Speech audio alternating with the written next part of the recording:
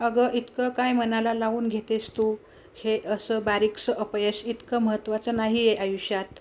मुलाच्या एखाद्या छोट्याशा परीक्षेपेक्षा खूप काही प्रायोरिटीज असतात जगात. आणि अजून तर आकाश किती लहान आहे. अशा खूप परीक्षा येतील अजून. 2 महिन्यापूर्वी मैत्रिणींनी समजवायचा प्रयत्न केला होता. असं कसं? माझ्या दृष्टीने माझ्या मुलाची प्रत्येक परीक्षा महत्त्वाची आहे. त्याचं प्रत्येक यश अपयश महत्त्वाचं आहे. पण हे ह्या सगळ्यांना सांगून काय कळणार म्हणा. मी मेहनत घेते गेली 10 वर्ष आकाशवर. त्याकरता बाकी सगळं सोडलं मी. माझं करिअर, माझं बाहेरचे विश्व, टी व्ही सगळं बंद केले मी. ते ह्या सगळ्यांना कसं कळणार?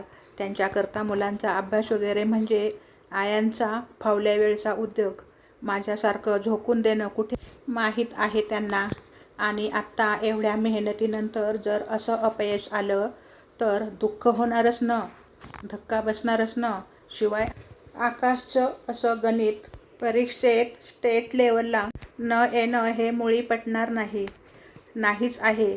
भर झोपेतसुद्धा त्या परीक्षेच्या पुस्तकातलं कोणतंही गणित तो 2 मिनिटात सोडवू शकतो. पहिल्या लेवलला तो शहरात पहिला आला होता. मग हे असं होईलच कसं? हा रिझल्ट खरा असणं शक्यच नाही. कुठे चूक झाली ते कळत नाही. आणि हे लोक तर सोडवलेला पेपर दाखवायला पण तयार नाहीत. अर्थात ती हे सगळं मनातल्या मनात बोलली होती. इतर कुणाशी काहीच बोलण्यात अर्थ नव्हता. कारण तिच्या मनात तिच्या मुलाचं आकाशचं स्टेट लेवलला न येण्याचं खोलवर रुतलेलं शल्य त्यांना कळणंच अशक्य होतं. तो 5वीत असला म्हणून काय झालं? किती महत्त्वाची गणिताची परीक्षा होती ती. ह्या परीक्षेकरता तर तिने मागच्या वर्षीपासूनच तयारी सुरू केली होती आकाशची. आता सगळे आपल्याकडे बघून हसतायत असं वाटत होतं तिला. नेहमी सगळीकडे पहिला येणारा आकाश ह्यावेळी रँकमध्ये पण नाही. बाकी सगळ्या आयांचे विचार तिला खूप वरवरचे वाटायचे नेहमीच. इव्हाना घरात सुनीलला, तिच्या नवऱ्यालाही तिचं वाईट वाटणं कळूच शकणार नव्हतं. एवढीशी काय ती परीक्षा? किती बाऊ करतेस सगळ्यांचा. आता काही दिवसांनी तू विसरशील पण हे, असं सुनीलने म्हणताच तिला आणखीनच वाईट वाटलं. त्याचाही राग आला होता. अशी कशी विसरेन मी? तिची मेहनत, तिचं वाटणं त्याच्यापर्यंत पोहोचतच नव्हतं. मग तिनं सगळ्यांशी भेटणं, बोलणंच बंद केलं होतं. गेल्या 2 महिन्यात तिने तिच्या मुलाबरोबर घेतलेल्या एवढ्या मेहनतीनंतर आलेलं हे अपयश तिला पेलवतच नव्हतं. आकाश जात होता आपला रोज शाळेत. तो विसरला पटकन त्याचा रिझल्ट. मग तिला त्याचाही राग आला. असं कसं? ह्याला काहीच वाटत नाही म्हणजे आता ह्याला अपयशाची सवय होणार का? अपयश कसं सतत बोचत राहायला पाहिजे, तरच तो पुढे काही करू शकणार ना. आता त्याला वाईट नाही वाटलं तर मग पुढे पण असं काही झालं तर त्याला काहीच नाही वाटणार.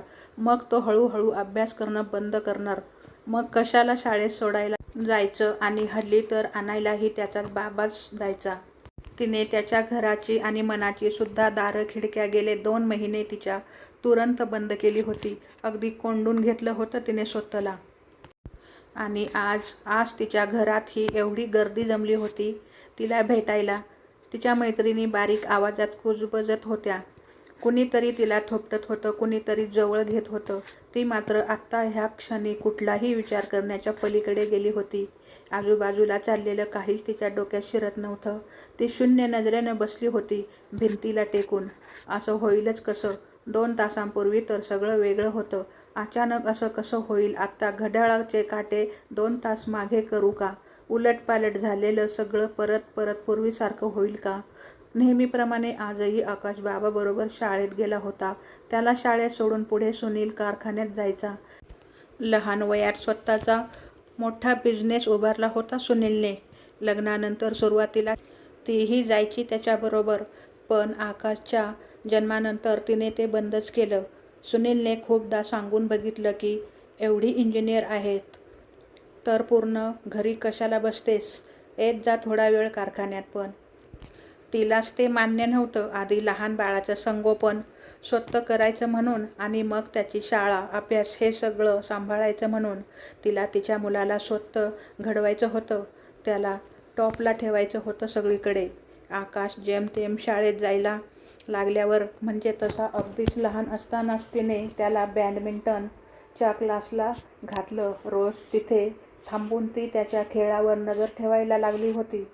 तो अगदी फर्स्ट स्टँडर्डमध्ये गेल्यापासून शाळेतून वेगवेगळ्या स्पर्धा परीक्षांची माहिती घ्यायला लागली. आकाशला त्या सगळ्या परीक्षांना बसवायला लागली. मग त्यात आकाशचा रोजचा शाळेचा अभ्यास करून घेणं, स्पर्धा परीक्षांचा जास्तीचा अभ्यास करून घेणं, त्याच्या टीचर्सना भेटणं वगैरे आलंच. आकाशही तो सांगेल तसा अभ्यास करत होता. चांगले मार्क्स मिळत होता. सगळीकडे नंबर काढत होता.